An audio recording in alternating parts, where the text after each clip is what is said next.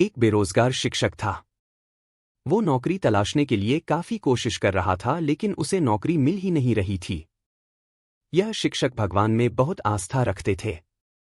अपने साथ कुछ अच्छा हो या बुरा वो सारी बातें भगवान से किया करते थे। कुछ अच्छा होता तो धन्यवाद देते और कुछ बुरा होता तो भगवान से शिकायत भी करते। उनका अभी स्ट्रगल का दौर चल रहा था तो वह भगवान से शिकायत करते रहे थे, कहते कि भगवान मुझे नौकरी क्यों नहीं दिलवाते हो, क्यों मुझे परेशान करते हो। थोड़े दिनों बाद ही शिक्षक को एक कस्बे में सरकारी नौकरी लगी। शिक्षक ने तुरंत भगवान को धन्यवाद दिया और उनका आभार माना। लेकिन दिक्कत यह थी कि स्कूल गांव में था और उनका रहने का इंतजाम कस्बे में किया गया था। उनके मकान से स्कूल तक का अंतर 5 किलोमीटर था। शुरुआती दिनों में पैसे न होने की वजह से उन्हें अक्सर इतना लंबा अंतर पैदल ही चलना पड़ता था। कभी कभी उन्हें रास्ते में कोई वाहन दिख जाता तो उससे लिफ्ट मांग लिया करते, लेकिन ऐसा बहुत कम होता था। शिक्षक ने तय किया कि सबसे पहले वह पैसा जमा करके एक मोटरसाइकिल लेंगे। उन्होंने बड़ी करकसर करके पाई पाई जोड़ करके कुछ ही महीनों में मोटरसाइकिल लेने के लिए पैसे जुटा लिए और एक अच्छी सी मोटरसाइकिल खरीदी। अब उनका जीवन थोड़ा आसान हो गया। उन्होंने फिर से भगवान को धन्यवाद दिया। उन्हें अपना पुराना समय अच्छे से याद था। उन्हें इतनी दूर तक चलने की तकलीफ भी याद थी। इसलिए वह स्कूल आने के समय और वापस घर जाने के समय हमेशा किसी ना किसी जरूरतमंद को अपनी मोटरसाइकिल पर बिठाकर लिफ्ट दिया करते थे। कभी किसी छोटे बच्चे को स्कूल छोड़ दिया, कभी किसी बूढ़े को लिफ्ट दे दी, तो कभी किसी किसान को शहर छोड़ दिया। इस तरह से शिक्षक आ रहे हो या जा रहे हो, कोई ना कोई उनके पीछे बैठा ही मिल जाता था। लोग उनकी बाइक को अब दूर से ही पहचानने लगे थे, क्योंकि हर कोई जानता था कि अगर उनकी बाइक आते दिख गई तो लिफ्ट जरूर मिल जाएगी। लोगों की मदद करके शिक्षक को भी बहुत अच्छा लगता था। एक दिन शिक्षक स्कूल खत्म करके अपने घर को जा रहे थे।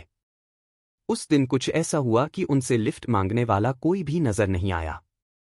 आधे रास्ते तक पहुंचने पर एक आदमी ने उनसे लिफ्ट मांगी। शिक्षक ने तुरंत उस आदमी को बिठाने के लिए अपनी बाइक रोक दी। उस आदमी को बिठाकर शिक्षक अपने रास्ते चल पड़े। थोड़े दूर सुनसान जगह आने पर उस आदमी ने शिक्षक की पीठ पर चाकू रखा और उनसे कहा, अब यह बाइक मैं चला लूंगा, आप नीचे उतर जाइए और मेरा पीछा मत कीजिएगा। शिक्षक को लगा आज तो बुरा फंस गया। फिर भी शिक्षक ने कहा, दोस्त तुम चाहे तो यह बाइक ले लो, जहां जाना है चले जाओ, लेकिन इस बात का जिक्र कभी किसी से मत करना, क्योंकि इस रास्ते पर वैसे ही बहुत कम लोग गाड़ियों से जाते हैं और उनमें से भी बहुत कम लोग किसी को अपने साथ बिठाते हैं। अगर इस बात का पता लोगों को चल गया तो वे दूसरों को लिफ्ट देना बंद कर देंगे। उन लोगों का एक दूसरे पर से भरोसा उठ जाएगा। मैं भी इस बात का जिक्र किसी से नहीं करूंगा। शिक्षक की बातें सुनकर एक बार तो उस लुटेरे का दिल भी पसीज गया, लेकिन फिर उसने सोचा कि मैं कहाँ इसकी बातों में आ रहा हूं। उसने बाइक ली और वहां से चलता बना। शिक्षक जैसे तैसे फिर पैदल चलकर अपने घर तक पहुंचा और घर पहुंचकर भगवान से शिकायत करने लगा, क्या भगवान फिर से मुझे वहीं पर लाकर खड़ा कर दिया। शिक्षक उस रात बिना खाना खाए ही सो गया। सुबह शिक्षक जब नींद से जागा तो उसने देखा कि उसकी मोटरसाइकिल उसके आंगन में खड़ी है और उस पर एक चिट्ठी चिपकी हुई है। शिक्षक ने बड़े आश्चर्य से अपनी बाइक से उस चिट्ठी को निकाला और उसे पढ़ने लगा। चिट्ठी उसी चोर ने लिखी थी जिसने उनसे यह बाइक छीनी थी। उसने लिखा था कि मास्टर जी मुझे माफ कर दीजिए जो मैंने आपकी बाइक चुराई। यह बाइक तो कोई सेलिब्रिटी की तरह है। जैसे लोग किसी बड़ी सेलिब्रिटी को दूर से ही पहचान लेते हैं, उसी तरह हर कोई दूर से ही इसे पहचान ले रहा था। मैं जहां भी जा रहा था लोग मुझे रोककर इसके बारे में पूछते थे और तरह तरह के सवाल करते थे। मैं इस बाइक को क्यों चला रहा हूं? या मास्टर जी की बाइक आपके पास क्या कर रही है?